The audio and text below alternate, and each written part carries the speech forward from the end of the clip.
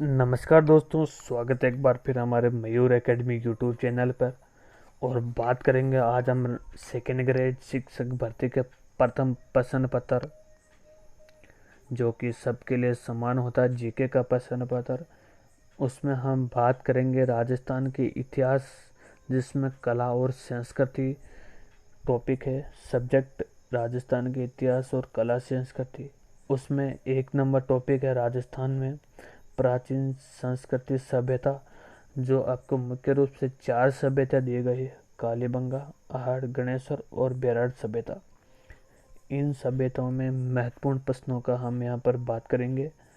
तो चलिए दोस्तों, शुरुआत करते हैं। आज हम इन चारों सभ्यताओं के जो महत्वपूर्ण प्रश्न बनते हैं, उन महत्वपूर्ण प्रश्नों के आपके यहाँ पर प्रश्नोत्तरी लेकर आए हैं। आशा करते हैं कि आपकी सबकी अच्छी तैयारी होगी और ज़्यादातर लोग सही उत्तर देंगे। चलो, एक नंबर प्रश्न की शुरुआत करते हैं कि नगर नियोजन साफ सुथरे जल मार्ग व फर्श पर लगी हुई अलंकृत ईंटें तथा ढलालनुमा छातों का प्रसिद्ध सभ्यता कौन सी है? कि कौन सी सभ्यता में नगर नियोजन और साफ सुथरे जल मार्ग व फर्श से जो ईंटें लगी हुई थी वो ढालनुमा थी छत पर। तो हमें आहड़ में थी, या बेराट में थी, या कालीबंगा, या गणेश्वर। हमें ध्यान रखना है कि इन चार हमारे सिलेबस में कालीबंगा, आहड़, गणेश्वर और बेराट, ये चार ही सभ्यता दी गई है। तो हमें इन चारों के बारे में ही पढ़ना है। तो बताइए दोस्तों, जल्दी बताइए। यहाँ पर इसका उत्तर सी कालीबंगा होगा। इसका उत्तर सी होगा कि कालीबंगा में ही नगर नियोजन और साफ सुथरे जल मार्ग और फर्श से लगी हुई अलंकृत ईंटें थी, जो कालीबंगा में थी। 2 नंबर, गंदे पानी निकासी के लिए किस सभ्यता के लोग चक्रकूप के अपनाते थे? कि जो जल निकासी होती थी, उन जल निकासियों का लास्ट में एक कुआं बनाकर उसमें वो पानी छोड़ते थे। ये किस में थी? बताइए जल्दी। कालीबंगा में थी, बालातल, आहड़ या बेराट? तो ये बेराट में थी। इसका उत्तर हो जाएगा सी। आगे कि आकर कलर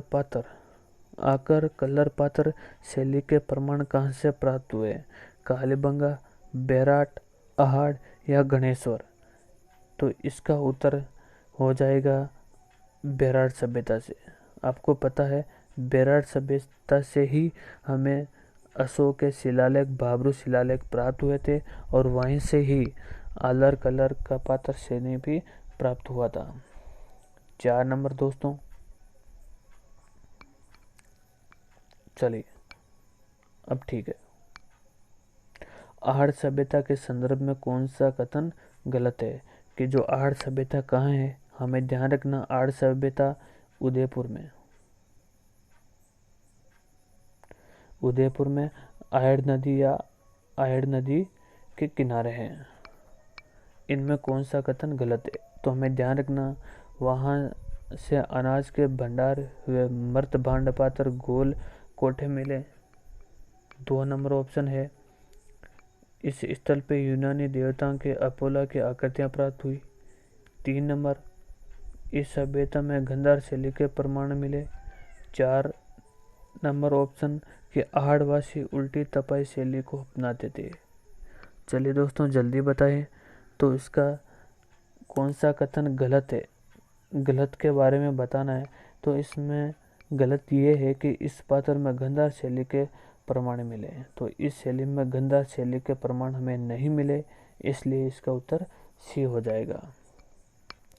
ताम्रवती नगरी के नाम से विख्यात कौन सी धूलकोट से नाम से भी पुकारा जाता है? ध्यान रखना, पुरातत्व स्थल जिसे धूलकोट के नाम से भी पुकारा जाता है। चलिए दोस्तों बताइए, बेराट, आहड़, गणेश्वर या कालीबंगा? धूलकोट। ध्यान रखना, धूलकोट को आहड़, धूलकोट के हो चाहे आहड़ के हो, इसका उत्तर हो जाएगा बी। ये कहाँ पर है? उदयपुर। चलिए दोस्तों आगे चलते हैं।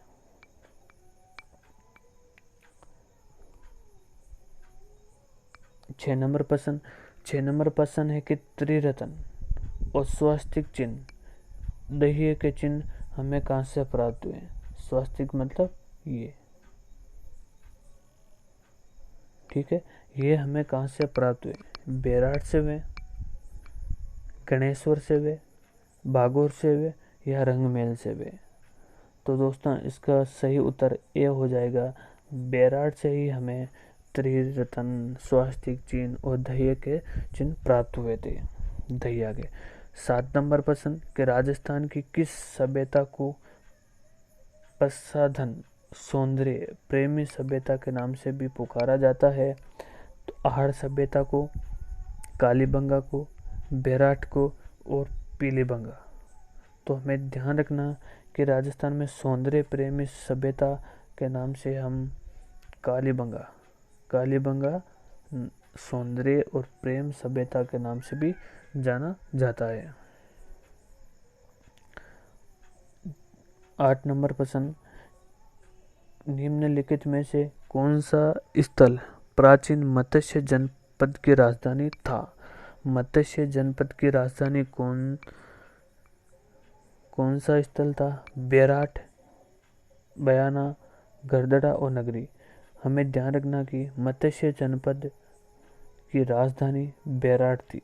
ध्यान रखना, मत्स्य जनपद की राजधानी बेराट थी। चलिए दोस्तों 9 नंबर प्रश्न, निम्नलिखित में से कौन सी सभ्यता बनास संस्कृति सभ्यता के नाम से भी जाना जाता है? कि कौन सी संस्कृति है जो बनास संस्कृति या सभ्यता के नाम से भी जाना जाता है? भागौर, बालाताल, आहड़ या बेराट? तो हमें ध्यान रखना बनास उदयपुर। ध्यान रखना बनास उदयपुर। तो उदयपुर में कौन सी है? उदयपुर में आहड़। तो इसका सही उत्तर सी हो जाएगा। 10 नंबर प्रश्न, कार्बन कैडिंग जिससे C14 के आधार पर कालीबंगा के जीवन काल 400 से 500 वर्ष माना गया। इसकी तिथि मानी गई कि जो कार्बन पद्धति होती है, कार्बन पद्धति क्या होती है दोस्तों?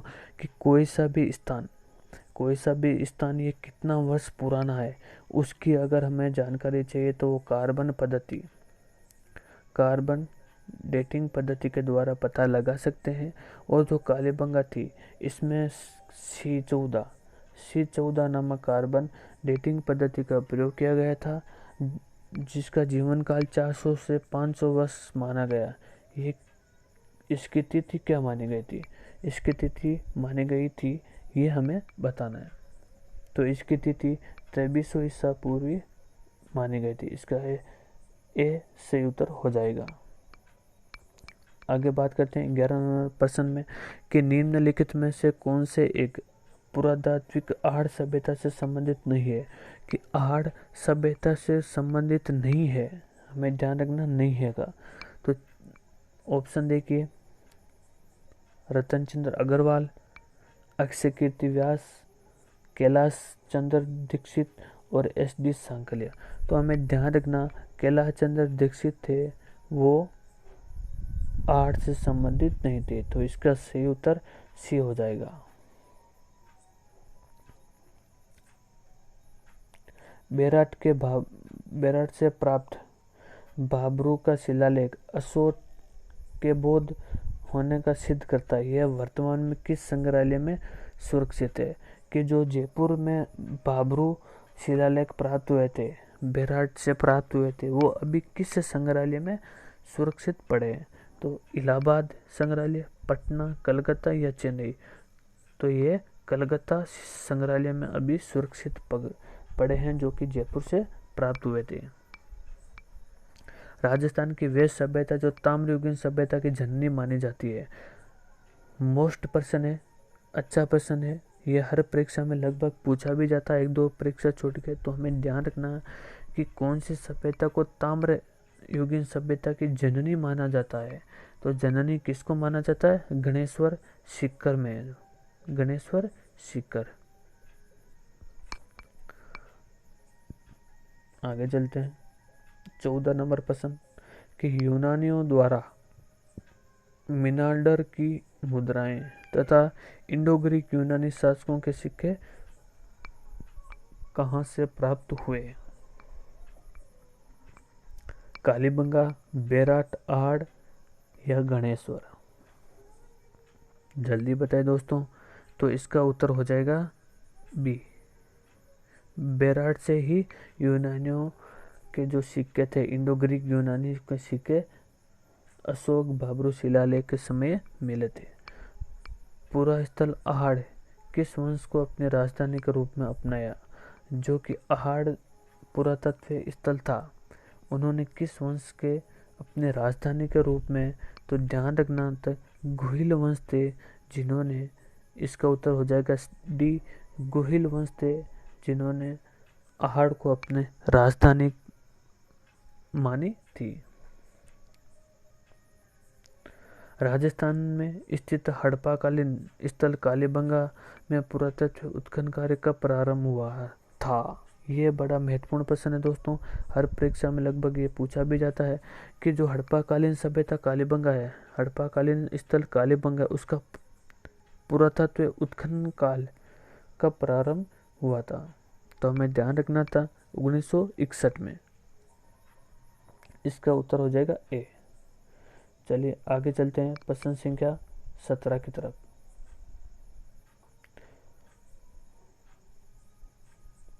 कालीबंगा सभ्यता के संदर्भ में कौन सा गलत कथन है? तो हमें ध्यान रखना, गलत कथन बताना है। गलत कथन कि कालीबंगा के लोग ग्रिड पेडिंग प्रणाली के आधार पर कृषि कार्य अपनाते थे। ये तो सही है कि कालीबंगा के लोग ग्रिड पैटर्न प्रणाली अपनाते थे। कालीबंगा सभ्यता के लोग मृत शरीर को दफनाते पर कुंडल एवं दर्पण साथ रखते थे। यह भी सही है कि कालीबंगा के लोग जब भी मृत शरीर को दफनाते वहां पर दर्पण भी साथ में रखते थे। यह सभ्यता ग्रामीण सभ्यता के रूप में विकसित हुई थी। कालीबंगा सभ्यता के लोग शल्य चिकित्सा पद्धति से परिचित थे। यह बिल्कुल सही है क्योंकि वहां पर एक शल्य चिकित्सा जो खोपड़े थे उस पर 16 छेद मिले थे, जिससे यह प्रमाणित किया जा सकता है कि वहां पर चिकित्सा पद्धति थी। तो यहाँ पर इसका सही उत्तर सी हो जाएगा, 17वां का सी। आगे चलिए दोस्तों 18 कि बौद्ध धर्म से संबंधित पुरातात्विक अवशेष कहाँ मिले? बौद्ध धर्म,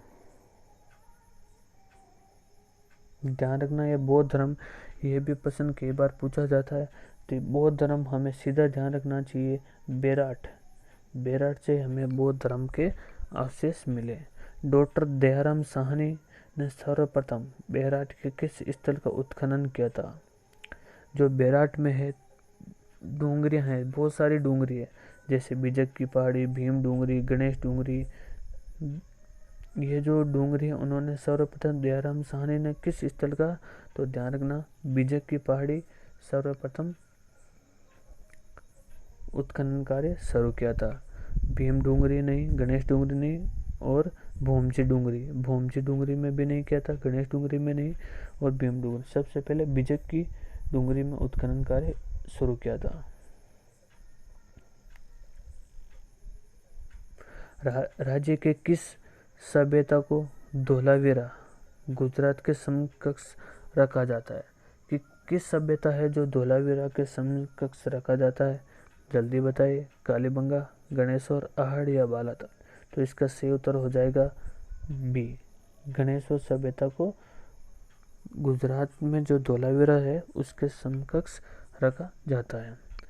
21 नंबर प्रश्न कि इतिहासकार दयाराम साहनी के अनुसार हूण शासक मिहिर कुल ने किस सभ्यता को विध्वंस किया था? जो सभ्यता थी उसको पूर्ण तरीके से मिहिर कुल ने ध्वस्त कर दिया था। वो कौन सी सभ्यता थी? तो ध्यान रखना बेराट की सभ्यता थी जयपुर में, जिसने मिहिर कुमार ने पूर्ण तरीके से ध्वस्त कर दिया था। 22 नंबर प्रश्न गणेश्वर सभ्यता में कौन सा कथन असत्य है? असत्य ध्यान रखना है। गणेश्वर सभ्यता हड़प्पाकालीन सभ्यता, गणेश्वर सभ्यता पूर्व हड़प्पाकालीन सभ्यता है, गणेश्वर सभ्यता भारत के ताम्रयुगीन सभ्यताओं की जननी है, ये सही है बिल्कुल। गणेश्वर में 1977 में ताराचंद अग्रवाल ने उत्खनन कार्य शुरू किया था, ये भी सही है। गणेश्वर सभ्यता बनास नदी के किनारे स्थित है, ये भी सही है। तो इसका उत्तर ए हो जाएगा। गणेश्वर सभ्यता पूर्व हड़प्पाकालीन सभ्यता है, ये ए सत्य है। मछली पकड़ने का कांटे का प्रयोग किस सभ्यता में किया गया था? मछली पकड़ने का कांटे का, तो इसका गणेश्वर सभ्यता, इसका सीधा उत्तर हो जाएगा बी। आगे चलते हैं 24 नंबर कि निम्नलिखित में से कालीबंगा सभ्यता के संदर्भ में कौन सा कथन गलत है? कालीबंगा के संदर्भ में कौन सा कथन गलत है? तो इसका उत्तर हो जाएगा डी कि अग्निवेदियाँ हवकुंड प्राप्त हुए थे, जोते हुए खेत भी कालीबंगा से प्राप्त हुए थे और मर्त कुंड भी प्राप्त हुए थे, मर्त मूर्तियाँ। तो ये गोदीवाड़ा का अवशेष यहाँ से प्राप्त नहीं हुए थे, तो इसका सही उत्तर हो जाएगा डी। अब 25 नंबर प्रश्न, गणेश्वर पुरातत्व स्थल किस नदी के किनारे है? तो ध्यान रखना है ये कौन सी नदी के गणेश्वर है कहाँ, पहले तो हमें ये ध्यान रखना है। तो गणेश्वर होते हैं, हमें दिमाग में आना चाहिए कि ये कहाँ पर है, शिखर में। तो हमें ध्यान रखना शिखर से कौन सी नदी निकलती है, कांतली नदी निकलती है जो खंडेला की पहाड़ियों से निकलती है